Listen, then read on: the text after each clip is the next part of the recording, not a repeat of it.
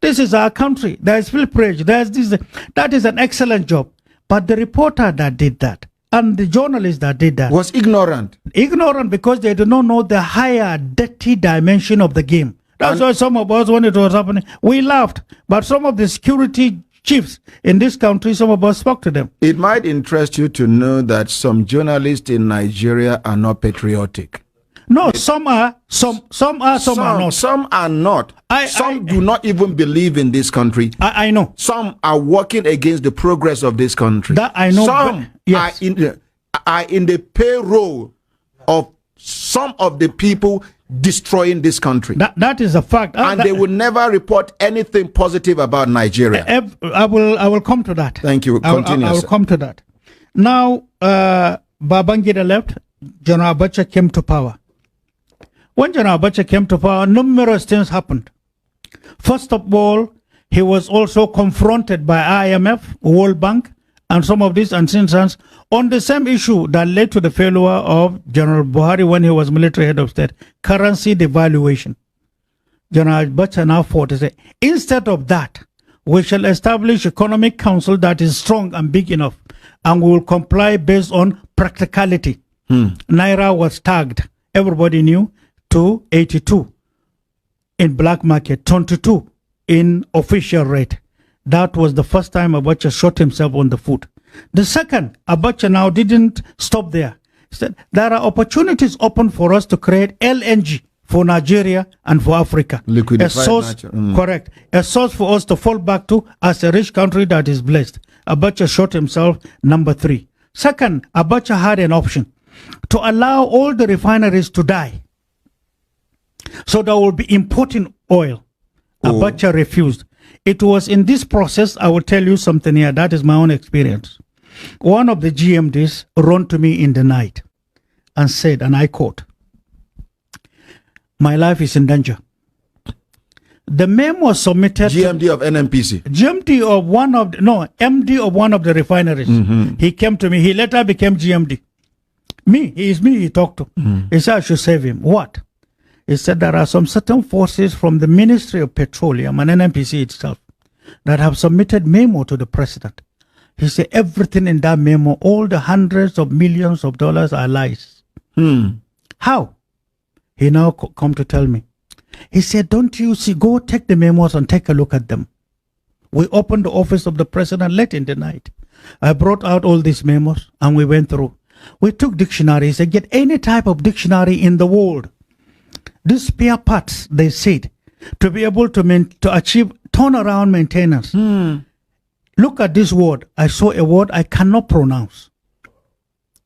But the amount of money per unit, per hundreds of units required to be able to do turnaround maintenance was scary.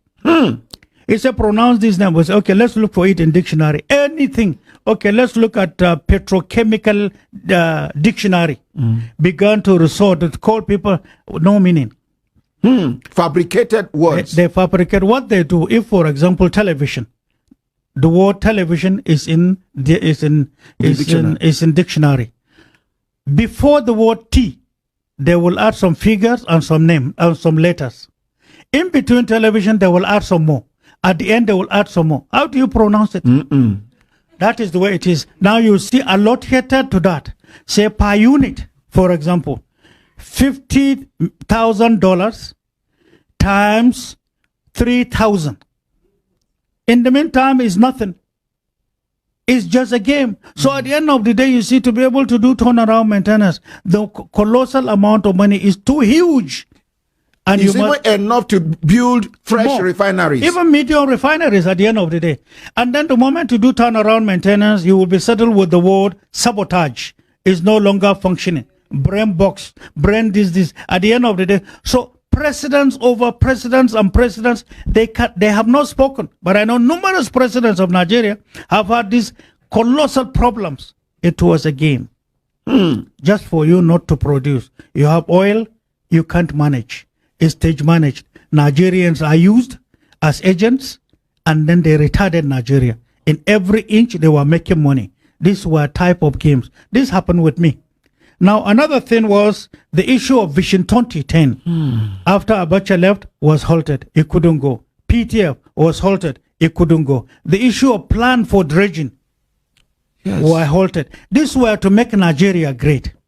Abacha was now abused, called names, they terminated him. Up to now, they are abusing him. So, but to dig deep into the real tenure of the history of the government is today an offense. Many newspaper houses will not accept. Many journalists will not accept. They have already the old literature in their minds formed, and this is the way it was. Now, 1999 to 2007, Jonathan came to power. Correction, 1999, there was a government. But rather than allowing the turnaround maintenance, now democracy, this democracy we are talking about, rather than building more refineries, even if they are medium, something devilish was introduced. It is called subsidy. The same thing Tafawa Balewa rejected and Dick. The same thing Murtala rejected.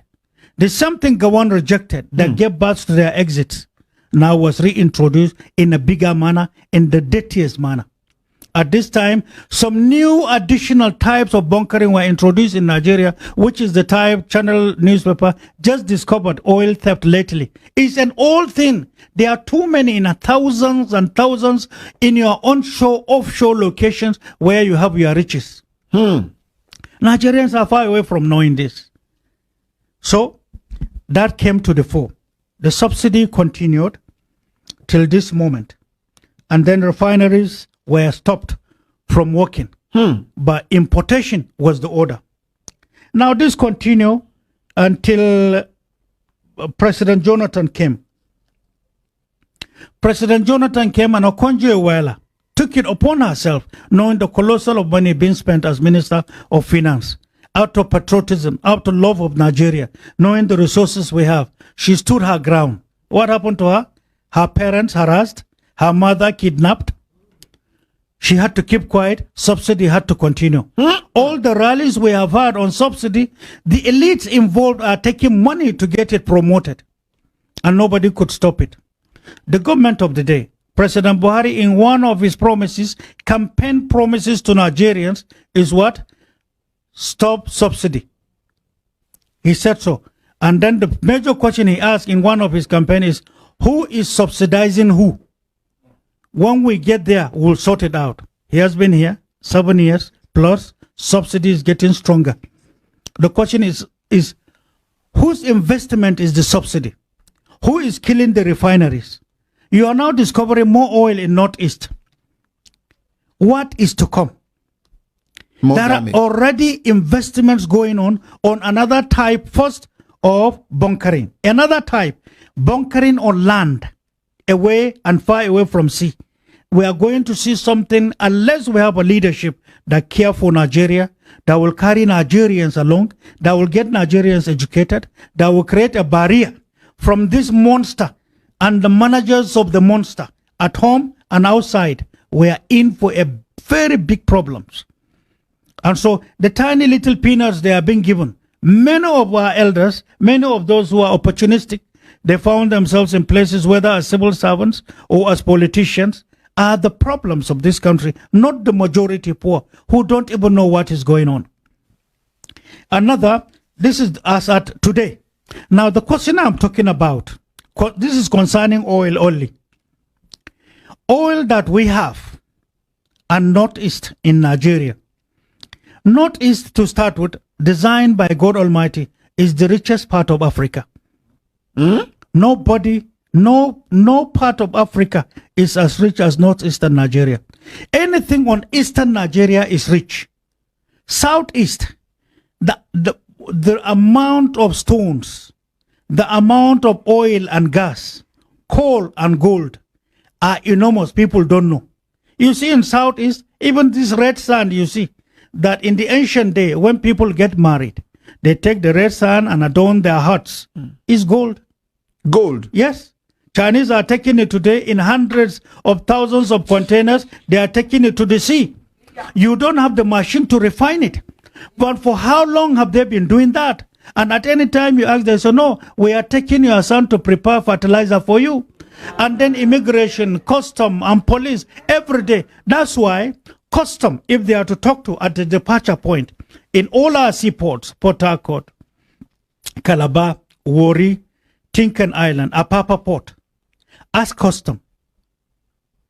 All these things they are taking out. What excuses were they given? If these things are real, they are going making fertilizer for Nigeria's usage. How much are they paying you to take it out? What stops us from producing our own fertilizer in Nigeria? I'm coming to talk to you on even fertilizer and the game being played against us.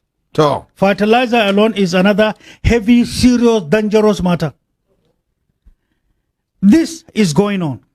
Unabated, hundreds of billions of dollars are being made. This country is rich as it is, becoming impoverished every day.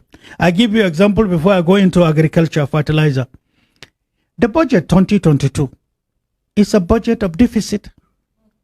No leader can look at it and go by the yardstick of management of economy of any country to say the provisions in that budget is what you will use, and then there will be succor for Nigerians when 2024 comes. It will be a big problem to manage 2023 with that budget. There will be a lot of social problems. That's why we, on our own and out of patriotism, now decided to look at Nigeria from outside, from electronic means openings. Nobody gave us one kobo. But there are foreigners who care for Nigeria. There are institutions who care for Nigeria around the world. They receive us. We have data. you have data. We have data. If you give me opportunity, I know how to create hundreds of billions for Nigeria with ease. And if we are settled as commander-in-chief, I guarantee you, mark this statement, record this, and air it to everybody. Tell them, I say I know how to create trillions, 2.7 trillion per annum using what God has given us, using international market, minus the unseen hand that have been destroying us since 1956. There is a game. God didn't consult any of us to say, I'm creating you a Nigerian. God didn't consult us to say, I have given you these resources. He subjected us to come as Nigerians to face trial. Trial to know who we are, where we are, and what to do with it. How come we are rich, we don't care for ourselves? How come the poorest poor are being regarded and counted with us as Nigerians? How come we be this rich